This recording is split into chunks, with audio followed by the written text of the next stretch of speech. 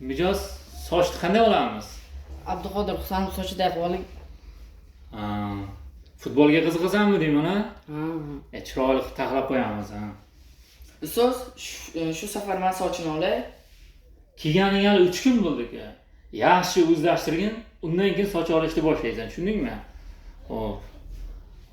Vaqting qanday? Telefonda gaplashib olsam 1 minutga. Bemalol. Hozir.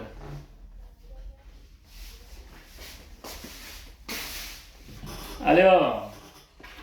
Jigar, bugun Gollandiya bilan O'zbekiston futbol o'ynar ekan. Qaysi biri yutadi? Ha, O'zbekiston yutadimi? Aka sochni nima qildingiz? Nima bo'ldi? Nima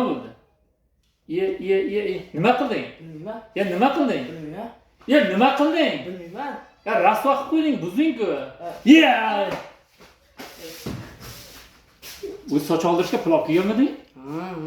Qancha olib kelganding? 30 ming. Ha, o'sha 30 ming ber-da. Buzib qo'ygan masala bo'yicha shogird bilan gaplashasan. Meni bu narsaga aralashtirma.